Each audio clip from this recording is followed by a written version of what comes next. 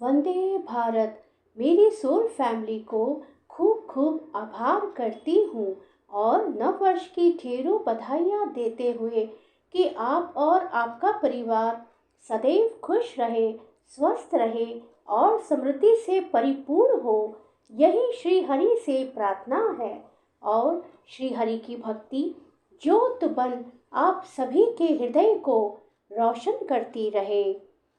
जो लोग कृष्ण भावना भावित हैं, वे स्वभाव से भौतिक इंद्रिय तृप्ति में रत होने में झिझकते हैं, किंतु जिन लोगों की ऐसी भावना न हो, उन्हें शास्त्रों के यम नियमों का पालन करना चाहिए। अनियंत्रित इंद्रिय भोग ही भौतिक बंधन का कारण है, किंतु जो शास्त्रों के यम नियमों का पालन करता है, वह इंद्रिय विषयों में नहीं फंसता। उदाहरणतः यौन सुख बद्ध जीव के लिए आवश्यक है और विवाह संबंध के अंतर्गत यौन सुख की छूट दी जाती है। शास्त्रीय आदेशों के अनुसार अपनी पत्नी के अतिरिक्त अन्य किसी स्त्री के साथ यौन संबंध वर्जित है। अन्य सभी स्त्री को अपनी माता मानना चाहिए, किंतु इन आदेशों के होते हुए भी मनुष्य अन्य स्त्रियों के साथ यौन संबंध स्थापित करना चाहता है। इन प्रवृत्तियों को दमित करना होगा, अन्यथा वे आत्म साक्षात्कार के मार्ग में बाधक होंगी। जब तक यह भौतिक शरीर रहता है, तब तक शरीर की आवश्यकताओं को यम नियमों के अंतर्गत पूर्ण करने की छूट दी जाती है, किंतु फिर भी हमें ऐसी छूटों के नियंत्रण पर विश्वास नहीं करना चाहिए। मनुष्य को अनासक्त रहकर इन यम नियमों का पालन करना होता है, क्योंकि नियमों के अंतर्गत इंद्रिय तृप्ति का अभ्यास भी उसे पथभ्रष्ट कर सकता है। जिस प्रकार की राजमार्ग तक में दुर्घटना की संभावना बनी रहती है, भले ही इन मार्गों को कितनी ही सावधानी से देखभाल क्यों ना किया जाए, किंतु इसका कोई आश्वासन नहीं दे सकता कि सबसे सुरक्षित मार्ग पर भी कोई खतरा नहीं होगा। भौतिक संगति के कारण अत्यंत दीर्घकाल से इंद्रिय सुख की भावना कार्य करती रही है, अतः नियमित इंद्रिय भोग के बावजूद भी गुमराह होने की हर संभावना बनी रहती है। अतः सभी प्रकार से नियमित इंद्रिय भोग के लिए किसी भी आसक्ति से बचना चाहिए। लेकिन कृष्ण भावनामृत ऐसा है कि इसके प्रति आसक्ति से या सदैव कृष्ण की प्रेमा भक्ति में कार्य करते रहने से सभी प्रकार के इंद्रिय कार्यों से विरक्ति हो जाती है। अतः मनुष्य को चाहिए कि वह किसी भी अवस्था में कृष्ण भावनामृत से विरक्त होने की चेष्टा न करे।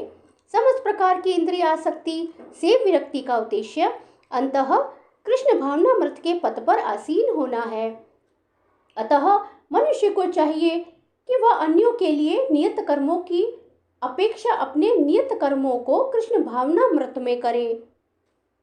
इस तरह आध्यात्मिक कर्म गुरु द्वारा कृष्ण की दिव्य सेवा के लिए आदेशित होते हैं, किंतु चाहे भौतिक कर्म हो या आध्यात्मिक कर्म, मनुष्य को मृत्यु पर्यंत अपने नियत कर्मों में दृढ़ रहना चाहिए। अन्य के निर्धारित कर्मों का अनुकरण नहीं करना चाहिए। आध्यात्मिक तथा भौतिक स्तरों पर ये कर्म भिन्न भिन्न हो सकते हैं, किंतु कर्ता के लिए किसी प्रामाणिक निर्देशन के पालन का सिद्धांत उत्तम होगा। जब मनुष्य प्रकृति के गुणों के वशीभूत हो, तो उसे उस विशेष अवस्था के लिए नियमों का पालन करना चाहिए।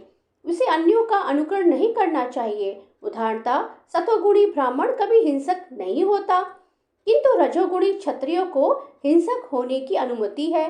इस तरह क्षत्रिय के लिए हिंसा के नियमों का पालन करते हुए विनष्ट होना जितना श्रेष्ठकर है, उतना अहिंसा के नियमों का पालन करने वाले ब्राह्मण का अनुकरण नहीं। हर व्यक्ति को एकाएक नहीं, अपितु क्रमशः अपने हृदय को स्वच्छ बनाना चाहिए। किंतु जब मनुष्य प्रकृति के गुणों को लांघकर कृष्ण भावनामृत में पूर्णतया लीन हो जाता है, तो वह प्रामाणिक गुरु के निर्देशन में सब कुछ कर सकता है।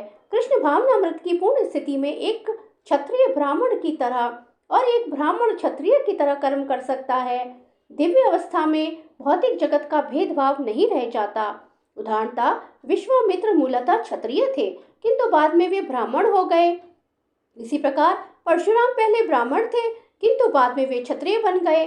भ्रम में स्थित होने के कारण ही वे ऐसा कर सके, किंतु जब तक कोई भौतिक स्तर पर रहता है, उसे प्रकृति के गुणों के अनुसार अपने कर्म करने चाहिए। साथ ही उसे कृष्ण भावनामृत का पूरा बोध होना चाहिए।